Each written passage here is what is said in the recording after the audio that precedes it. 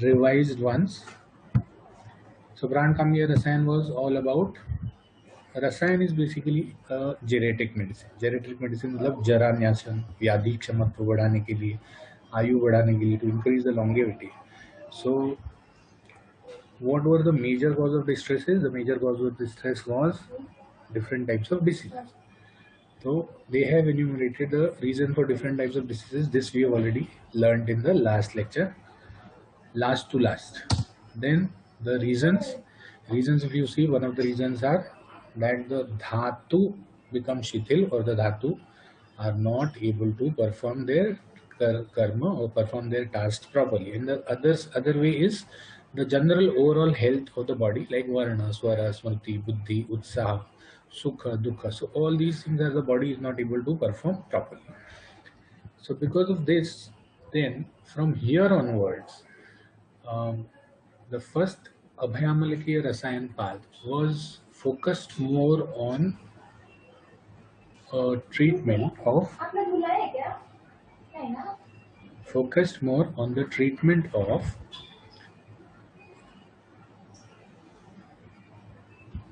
indoor patient Rasayan. Whereas from here onwards, what they are going to do is outdoor patient Rasayan. Okay, so if you see, these all things which are to be, or which they will be advising, are either easy, can be prepared at home, or do not require much steps of preparing. There are of course some difficult drugs here also. So again, there are 37 different kalpa which we have already mentioned, seen last to last lecture. And just one moment again.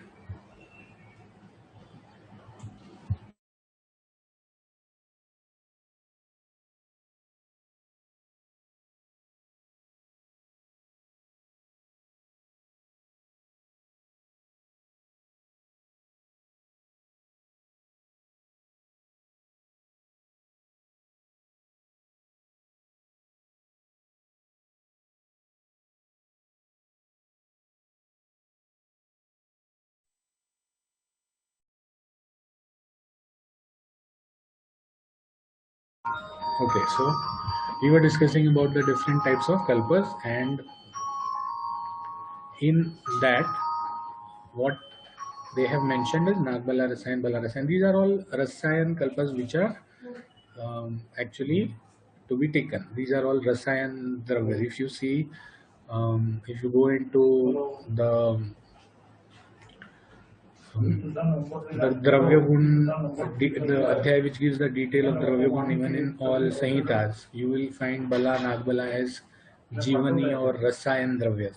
So these are the Rasayan Dravyas which we have, they have incorporated. Another Rasayan Dravya which they have incorporated here is Bhallatak.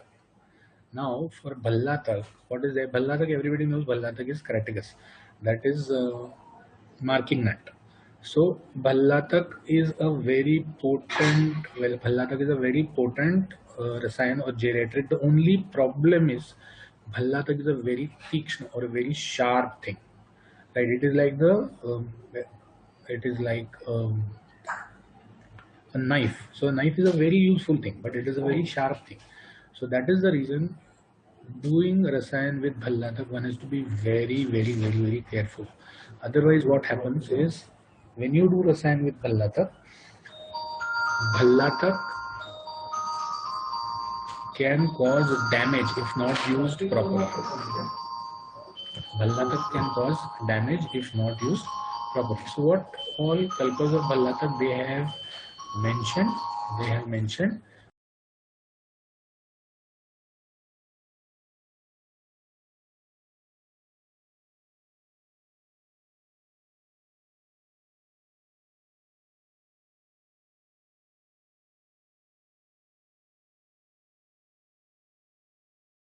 Sorry for the network again.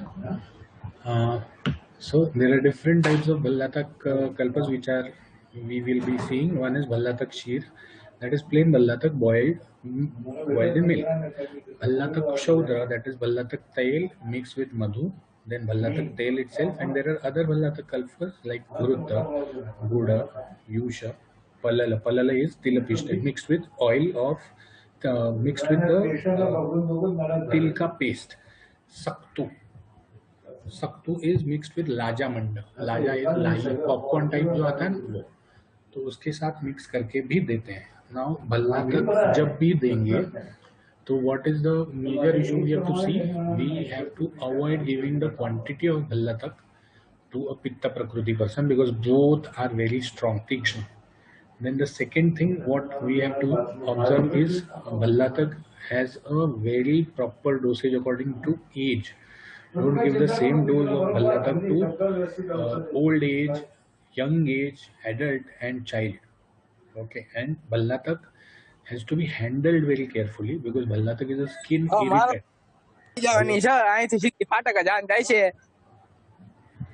कोई और भी lecture ले रहा है पीछे से, चला गया बेचारा.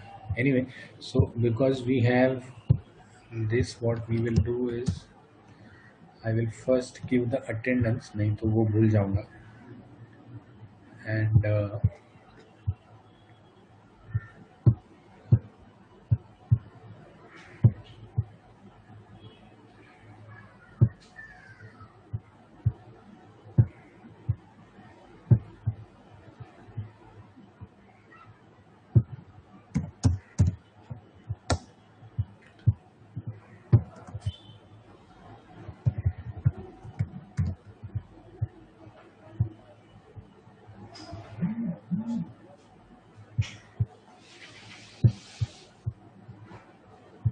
okay, so here I have pasted the link for attendance. You all can go give attendance and come back.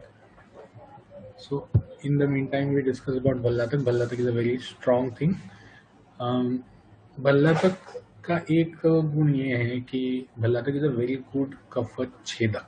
So this next slide talks about Bhallatak's gun. So it is a utkrishta kapha shamak. It can any increase in kapha, Bhallatak is the drug of choice for Rasayan. Any channels blocked, Bhallatak is a drug of choice. Bhallatak also has a lot of work on Medha. So any persons with some brain deficiency, delayed milestones or all those things, you can use Bhallatak kalpa for Rasayana. Don't give it as a medication. You can use it for Rasayana. Okay. So and Bhallatak is a very good Agnivardak. And Rasayan में धातुओं को पुष्ट करना है तो अग्नि बढ़ानी पड़ेगी.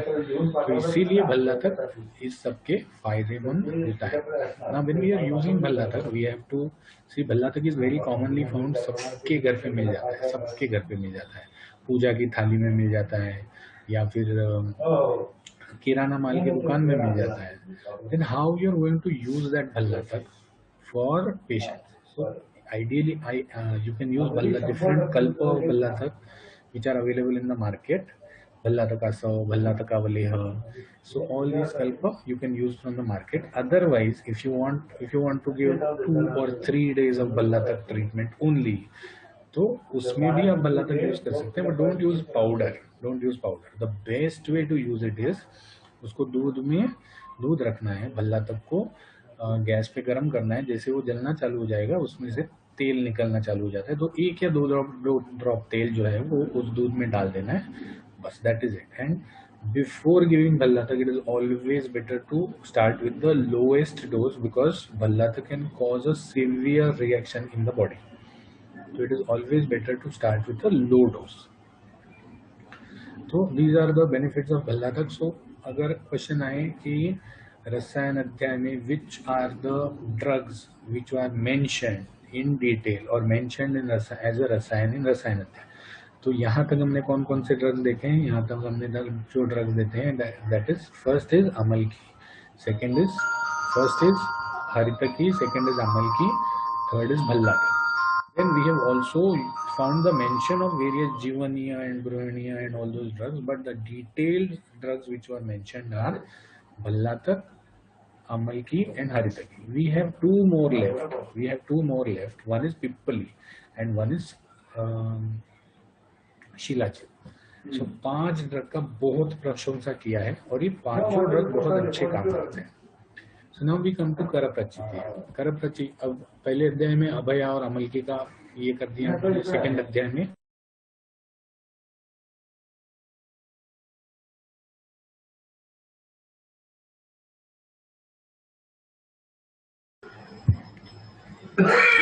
तो भल्ला तक का कर दिया, इसका कर दिया, अभय अमलकी का कर दिया। Now we move to the next, that is करप्रचितीय। करप्रचितीय में आंवला, आंवले के साथ पिप्पली का भी किया है। आंवला और आंवले के साथ पिप्पली का भी किया है।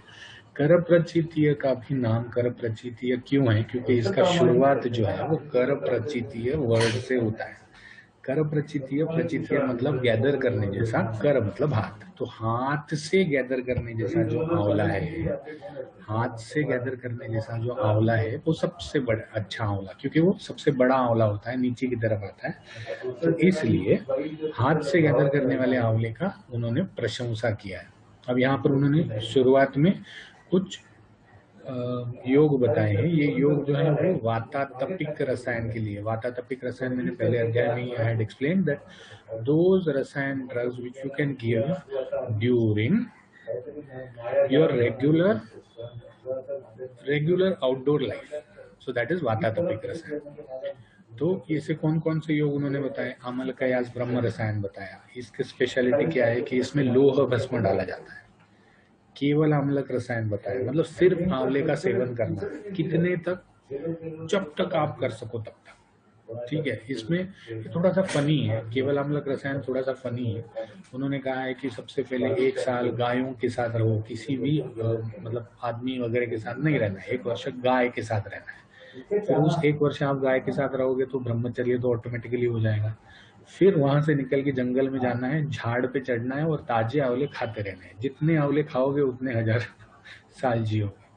मतलब what they want, this is again exaggeration, this is again an exaggeration, but what they want to prove is there is nothing or there is no other good drug for rasayan than आंवला। Okay. तीसरा उन्होंने बताया लोहादि रसायन बताया है। इसमें लोह आदि अलग अलग टाइप के मेटल्स पड़ते हैं। ऐन्द्री रसायन बताया, ऐन्द्री नाम की जो वनस्पति है उससे बनने वाला रसायन। 5वां रसायन जो है that is important, the 5th रसायन is important because it is a मेध्य रसायन। नाउ व्हाट इज अ मेध्य रसायन? आयुर्वेद में 2 प्रकार के रसायन है, मतलब रादर 3 प्रकार के रसायन है। एक कुटिप्रावेशिक, एक वातातपिक। और ये कुटिप्रावेशिक वातातपिक डिपेंडिंग अपॉन द सेटिंग है, depending upon the setting. Setting मतलब आप कहाँ दे रहे हो, आउटडोर या इंडोर। वैसे ही डिपेंडिंग अपॉन द टारगेट या डिपेंडिंग अपॉन द स्कोप, रसायन is again classified into 2 parts, sorry 3 parts. One is प्राणीय रसायन। प्राणीय रसायन मतलब प्राण से रिलेटेड या ये करने के लिए, मतलब प्राण को, इट इज जस्ट लाइक जेरेट्रिक, आपके शरीर को स्वस्थ रखने के लिए। दूसरा जो है वो काम्य रसायन। काम्य रसायन मतलब when you are giving some रसायन as per a particular target, when you are giving some रसायन as per a particular target, तो उसको काम्य रसायन कहते हैं। ठीक है, तो मेधा वाला जो रसायन है that is one type of काम्य रसायन। काम्य रसायन मतलब जैसे what you are expecting here, you are expecting that आपका जो मेधा है, आपकी जो मेधा है, बुद्धि है, बुद्धि की जो पावर है, दैट शुड इंक्रीज, राइट। तो इसीलिए दैट इज अ काम्य रसायन। आपकी कोई कामना से रिलेटेड, कोई कामना से रिलेटेड जब ये बढ़ जाता है, मतलब जब उस तरह से आप रसायन देना चालू करते हो, तो दैट इज काम्य रसायन। तो एक मेधा काम्य रसायन हो गया, एक प्राण काम्य रसायन हो गया, मैंने जो पहले बता दिया, और तीसरा जो हो गया दैट इज शरीर काम्य रसायन है, श्री काम्य रसायन। ये श्री काम्य रसायन किस में काम आता है? श्री काम्य रसायन मतलब वर्ण, स्वर, कांति, किसी को सिर्फ गोरा होना है तो दैट इज ऑल्सो, किसी को सिर्फ गोरा होना है तो that is also a particular काम्य रसायन। तो depending upon the scope or the target, there are Kamya Rasayans, or depending upon the setting, there are two types, that is Vata-Tapi and Kuti Praveshik. एक द्रोणी प्रावेशिक भी है जो आयुर्वेद समुत्थानीय में आएगा, but that is nearly equivalent to Kuti प्रावेशिक only. तो मेध्य रसायन में उन्होंने क्या क्या बताया? मेध्य रसायन में उन्होंने 4 अलग अलग चीजें बताई: मंडूक पर्णी, गिलोय, यष्टि मधु और शंखपुष्पी। इसमें से मंडूक पर्णी, यष्टि मधु, शंखपुष्पी, गिलोय, चारों हमको मालूम है। इसमें से मंडूक पर्णी और शंखपुष्पी को तो हम जानते भी हैं, इतना एडवर्टाइज हो गया है उसमें। तो इट इज सिंपल दैट मंडूक पर्णी और गिलोय, यहाँ पर इंपॉर्टेंट क्या है, कैसे लेना है वो। तो मंडूक पर्णी और गिलोय का स्वरस लेना है, यष्टि मधु गोदुग्ध में उबाल के लेना है, और शंख पुष्पी का कल्क बना के लेना है। एमडी के एंट्रेंस एग्जाम में भी ये आ सकता है। मेध्य रसायन आपको 5 मार्क के क्वेश्चन के लिए भी आ सकता है या 2 मार्क के क्वेश्चन के लिए भी आ सकता है। आपको याद रखने हैं ये 4 नाम: मंडूक पर्णी, गिलोय, यष्टि मधु या और शंख पुष्पी। ठीक है। अब मंडूक पर्णी और ब्राह्मी, कोई कोई सेम मानता है, कोई कोई अलग मानता है, तो आप ब्राह्मी भी लिखोगे तो कोई गलत नहीं है। ठीक है। तो ब्राह्मी, गिलोय इज गुड़वेल, गुड़ुचि, यष्टि मधु, शंख पुष्पी। ध्यान ये रखना है कि कौन से फॉर्म में उसको देना है, कौन से फॉर्म में उसको देना है, दैट इज मोर इम्पोर्टेंट। अब यहाँ पर वो पिप्पली आती है। पिप्पली आती है, पिप्पली को भी बहुत सारा प्रेज किया है उन्होंने। ठीक है। तो पिप्पली नित्य सेवन के 3 और वर्धमान दूध में 10 दिन के लिए 10। तो अगर नित्य सेवन करना है तो 3 पिप्पलियों का रेगुलर सेवन करना चाहिए, और अगर शॉर्ट टर्म में छोटा जोर का झटका धीरे से लगे करना है तो 3, और जोर का झटका लगाना है तो 10। तो 3 अगर आप रोज पिप्पली सेवन करोगे। पिप्पली इज ऑल्सो वेरी नाइस रसायन, क्लिनिकल सेटिंग्स में बहुत यूज होता है, और ये जितने भी यूज वाले पिप्पली के रसायन हैं, they are working wonders for 3 things. One is your liver disorders, the other is your first is liver disorder, the second is respiratory disorders. Pippali works wonders in respiratory disorders, wonders. ठीक है। और third is your general digestive health.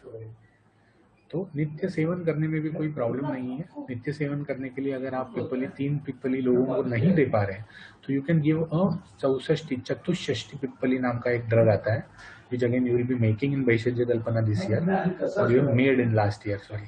तो चतुष्षष्टि पिप्पली भी आप आधा चम्मच 1 चम्मच नित्य सेवन के लिए दे सकते हैं। सिर्फ ध्यान ये रखना है कि पिप्पली के साथ हमेशा, पिप्पली भी रुक्ष और उष्ण है, तो पिप्पली के साथ हमेशा कोई ना कोई शीत और ये ड्रग आपको देना है। वर्धमान पिप्पली कैसे लेनी है? वर्धमान पिप्पली बहुत ही इजी है बनाने के लिए, पेशेंट्स को यू कैन प्रिस्क्राइब। सिर्फ वर्धमान पिप्पली ध्यान ये रखना है कि वर्धमान पिप्पली जब ले रहे हैं तो ज्यादा करके ठंडी के सीजन में देना चाहिए, क्योंकि वर्धमान पिप्पली इज वेरी वेरी तीक्ष्ण एंड उष्ण। तो वर्धमान पिप्पली लेने के लिए 10 पिप्पली लेते हैं, दूध में उबालते हैं, फिर छान के पी लेते हैं।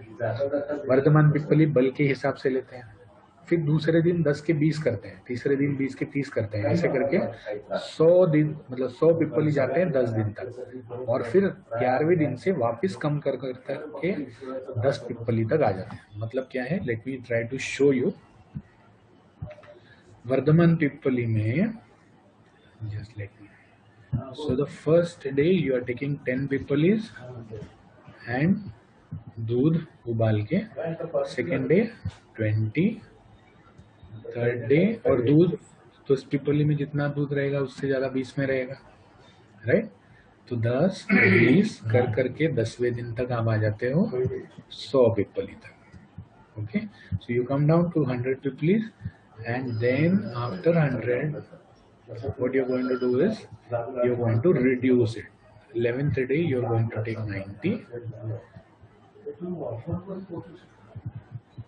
then 12th day you're going to take 80, and so on till the 19th day you're going to take 10. So this is total of a 19-day exercise. This is total of a 19-20 day exercise. तो अब इसको बल के हिसाब से देने को बोला है. They said that check the रोगी बल, क्योंकि ये उष्ण दीक्षण है तो रोगी बल के हिसाब से ही देते हैं. तो उन्होंने बोला है कि जो उत्तम बल वाला है, जो पिप्पली को टॉलरेट कर सकता है, तो उस वो कैसे लेना है. ये 10 पिप्पली 20 पिप्पली इनको पीस कर दूध में उबालना है. मतलब what they are doing is they are increasing the osmotic capability of transfer of पिप्पली की चीजें जो हैं उसको ट्रांसफर करने का ऑस्मोटिक कैपेबिलिटी बढ़ा रहे हैं. Because osmosis also depends on the surface area. तो पिप्पली बिना तोड़े डालेंगे तो सरफेस एरिया कम होगा, तोड़ के डालेंगे तो सरफेस एरिया बड़ा हो जाएगा. तो पीसेंगे तो सरफेस एरिया बड़ा हो गया, तो मोर पिप्पली विल कम इन द दूध. तो पीस कर 10 पिप्पली लेना है. अगर मध्यम बल है, बल मध्यम है, तो क्वाथ करके 6 पिप्पली देना है. मतलब what you are doing, you are already taking the water extract. आप सिर्फ वाटर एक्सट्रैक्ट को मिक्स कर रहे हो, बाकी नहीं कर रहे.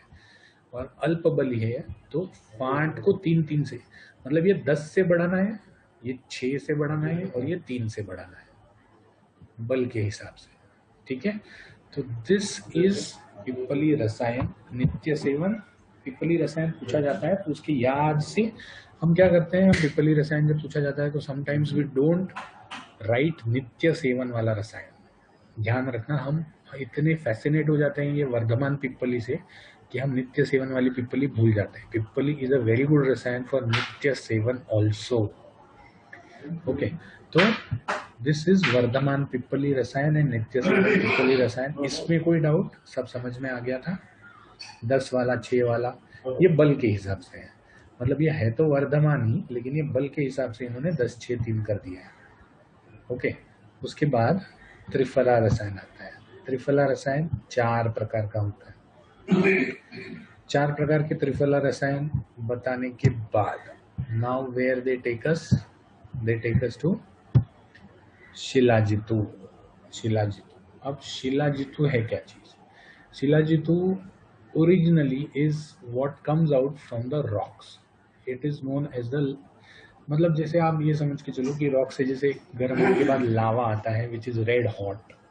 Similarly the sun is constantly striking the rock surface, और जिसके वजह से थोड़ा वो रॉक भी पिघल जाता है, जिसकी वजह से शिलाजितु वहां से बाहर आना चालू हो जाता है.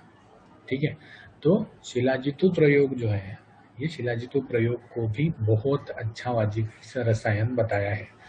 अब ये जितने भी द्रव्य हैं, आंवला है, पिप्पली है, भल्ला तक है, ये सब ध्यान रखिए रसायन भी करते हैं, वाजीकरण भी करते हैं, त्रिदोष नाशक भी करते हैं, और रोगों को, मतलब why they are taken up, why they are identified or why they are taken up in this chapter, because they have multifold tasks,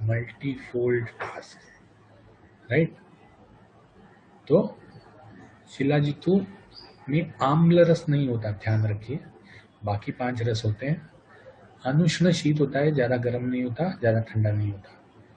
कटु होता है टेस्ट में. कटु मतलब तीखा. ठीक है. धातु का शिलाजीत खाया होगा किसी ने, या अगर कोई कश्मीर वगैरह घूमने गया होगा तो वहां तो शिलाजीत बुला के खिलाते हैं. धातुओं का सार भाग मतलब कौन से धातु का, हमारे धातु का नहीं, मेटल्स या फिर जो मिनरल्स मिलते हैं ना, उन धातुओं का सार भाग. रसायन वाजीकरण त्रिदोषनाशक सर्वरोग में भावना देने से गुण बढ़ जाता है. मतलब शिलाजित को जैसे घृत है तो कफग्न द्रव्यों का भावना दे दिया तो घृत का जो पोटेंसी है वो बढ़ जाता है. वैसे ही शिलाजित को भी अगर भावना देते हैं तो उसका गुण बढ़ जाता है. It starts doing things which it is not suppose to do. It can even do those things.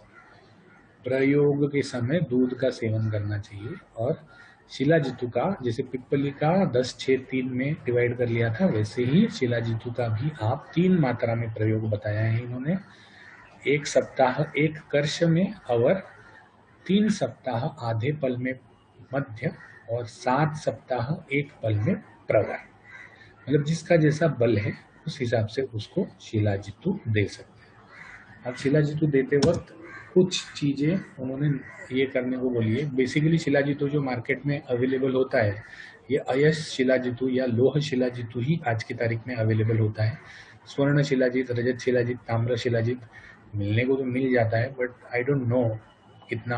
और बेसिकली सभी रोगों पे चलने वाला और रसायन कर्म में यूज होने वाला अयश शिलाजितु या लोह शिलाजितु ही होने के वजह से we are not more focused on स्वर्ण, रजत और ताम्र शिलाजितु। तो इन्होंने क्या किया है, हर शिलाजितु के उन्होंने गुण बता दिए हैं। तिक्त, मधुर, शीत, कटु। अब ये तो आपको सेकेंड ईयर वाला पता होगा, तिक्त, मधुर, शीत, कटु, रसवीर्य विपाक। तो दिस इज रसवीर्य विपाक which I have written here, तिक्त, मधुर, शीत, कटु। उसका रंग मैंने यहाँ लिखा है और वो किस रोग में यूज होता है वो यहाँ लिखा है मैंने। स्वर्ण शिलाजितु तिक्त, मधुर, शीत, कटु होता है, लाल रंग का होता है, वात पित्तज रोगों में चलता है। रजत शिलाजितु इज कटु, शीत, मधुर, श्वेत कलर का होता है, क्योंकि स्वर्ण लाल हो जाता है तो लाल रंग। चांदी श्वेत होती है तो श्वेत। कफ पित्तज रोगों में यूज होता है तो यहाँ कफ पित्तज। जैसे शाम ताम्र शिलाजितु कॉपर सल्फेट कैसा होता है, नीला कलर का, तो नीला। तिक्त उष्ण कटु, तिक्त उष्ण कटु मतलब तिक्त रस, उष्ण वीर्य, कटु विपाक, कफज रोग में यूज होता है। सबसे इंपॉर्टेंट वाला जो है वो लोह शिलाजितु या अयश शिलाजितु। तिक्त लवण शीत कटु कृष्ण वर्ण और सर्व रोग को हरण करने वाला, सर्व रोगों को हरण करने वाला। तो रसायन कर्म में सिर्फ अयश शिलाजितु का ही प्रयोग करते हैं। कारण ये है कि लोह जो है, लोह वो धातु शैथिल्य नाशन करने में सबसे श्रेष्ठ माना जाता है। धातु शैथिल्य नाशन करने में सबसे श्रेष्ठ माना जाता है। तो इसीलिए रसायन कर्म में सिर्फ अयश शिलाजितु का प्रयोग करते हैं। शिलाजितु प्रयोग के समय क्या क्या नहीं लेना चाहिए, गुरु अन्न नहीं लेना चाहिए, क्योंकि शिलाजितु यही से ही पत्थर से बना है। तो आप एक्चुअली पत्थर को डाइजेस्ट कर रहे हो। तो जब आप पत्थर को डाइजेस्ट कर रहे हो तो सिंपल सा चीज है, आपको और कोई गुरु आहार नहीं लेना चाहिए। ठीक है, विदाही चीज नहीं लेनी चाहिए। विदाही मतलब जो अंदर ज्यादा दाह उत्पन्न करे। और कुल्थी का त्याग करना चाहिए। कुल्थी, कुलत्थ। क्यों कुलत्थ त्याग करना चाहिए? कुलत्थ का त्याग इसलिए करना चाहिए क्योंकि कुलत्थ जो है या फिर कुलत्थ जैसे होने वाली चीजें जो है, ये मतलब जो हाँ उगती हैं, ये रॉक्स पे उगती हैं, रॉक्स पे। तो अश्मरी भेदन इनका गुण होता है। इनका गुण क्या है? अश्मरी भेदन मतलब इसमें जो ड्रग्स होते हैं या कॉम्बिनेशन होते हैं, that can digest the rock and metabolise it. तो यू अगर कुलत्थ लेंगे तो शिलाजीत का जो ये है, that metabolism which actually has to happen in the body, वो बेचारा डाइजेस्टिव सिस्टम में ही हो जाएगा। तो इसीलिए कुल्थी आदि जो पाषाण पे उगने वाली चीजें हैं उनका त्याग करना चाहिए। व्यायाम, धूप, ताप, वायु सेवन भी वर्ज्य करना चाहिए, नहीं करना चाहिए, because your more focus is going to digesting shilajit. ठीक है, ये ध्यान रखिए इसमें कि आप क्या कर रहे हो, आप किसी स्टोन, रॉक को डाइजेस्ट कर रहे हो जो आप शिलाजितु खा रहे हो। तो इसीलिए more focus should go, more blood supply, more resources should go to the digestion of शिलाजितु, नॉट एल्सवेयर। तो इसीलिए ये सब चीजें उन्होंने बंद करने को बोली। शिलाजितु के साथ आलोडन द्रव्य दिया जाता है। नाउ व्हाई आलोडन द्रव्य दिया जाता है? अगर आप देखो तो ये जितने भी आलोडन द्रव्य हैं इसमें कॉमन क्या है, कुछ बता सकता है कोई? जितने भी आलोडन द्रव्य हैं सब लिक्विड्स हैं। तो शिलाजितु लिक्विड फॉर्म में क्यों दिया जाता है या लिक्विड द्रव्य के साथ क्यों दिया जाता है? सिंपल है, अगर आपने शिलाजितु देखा है तो शिलाजितु is it is like a chocolate. जैसे ही वो हार्ड हो जाता है, जैसे ही उसको थोड़ा सा गर्मी लगता है वो सॉफ्ट होता है, फैलने लगता है, तो वो लेने में इजी पड़े। इसीलिए आलोडन द्रव्य जो है वो सब लिक्विड्स हैं, so that it can easily mix with liquid. जैसे आप चॉकलेट को दूध में डालोगे तो क्या हो जाता है, घुल जाता है, लेकिन शिलाजितु घुलता नहीं है, लेकिन शिलाजितु लिक्विड फॉर्म में वो दूध में घूमता रहता है, so it becomes dispersed in that liquid. तो ये आलोडन द्रव्य जो है, ये आलोडन द्रव्य is are dependent on different types of diseases. जैसे हमने शिलाजितु को जब पढ़ा तो वी हैव सीन दैट कि इस पे भावना देने से या इस पे अगर आपको ये करना है मतलब इफेक्ट बढ़ाना है तो उसको उस द्रव्य की भावना देने से इफेक्ट बढ़ जाता है, राइट। तो अगर वात का कोई है डिसीज है और आप लोह शिलाजितु दे रहे हैं तो आप दुग्ध यूज कर सकते हैं। वात का है तो शुक्त यूज कर सकते हैं, वात का है तो मांसरस यूज कर सकते हैं, पित्त का है तो यूष यूज कर सकते हैं, कफ का है तो गोमूत्र यूज कर सकते हैं, पित्त का है तो जल यूज कर सकते हैं, या फिर दोषानुरूप अलग अलग क्वाथ के साथ शिलाजित का प्रयोग करने के लिए इन द्रव्यों में आलोडन दे सकते हैं, आलोडन दे सकते हैं। So this is where we stop. So let us revise what we learned today. See, this adhyay is important, both clinically and academically. Right? Clinically, I will try to give you as much inputs as possible. Rather, आज ये सब चक्कर नहीं होता तो I was planning to do a 10-minute detail on how you are going to use rasayan in your clinics. Because unless and until you know what and how it has to be used, सिर्फ चरक का पढ़ के कुछ फायदा नहीं होने वाला। Except for Chyawanprash you are not going to get anything from Charak, but yes Charak can give you a lot of सिद्धांत ऑफ, जैसे काम्य रसायन। काम्य रसायन इज अ सिद्धांत। अब काम्य रसायन में हमने श्री रसायन, प्राण काम्य रसायन और प्राण काम्य रसायन, मेधा काम्य रसायन और शरीर काम्य रसायन, ऐसे 3 ये देखे, right. But what is there is like this kamya rasayan also there are some separate, for example specifically for the bones or specifically for the liver, ठीक है। what is liv52? liv52 is given specifically for liver, right। तो उस हिसाब से काम्य रसायन, और रसायन में दोनों चीजें आती है। जेरेट्रिक्स is also covered and immunity is also covered. So both these ways what happens is when you are giving a kamya rasayan, you are targeting a specific organ or you are targeting a specific system, okay। So okay, so we log off this time. Only 2 minutes or 3 minutes are, no, 2 minutes are remaining. I hope all of you will be in attendance. Thank you so much, and we meet tomorrow, okay। Yeah.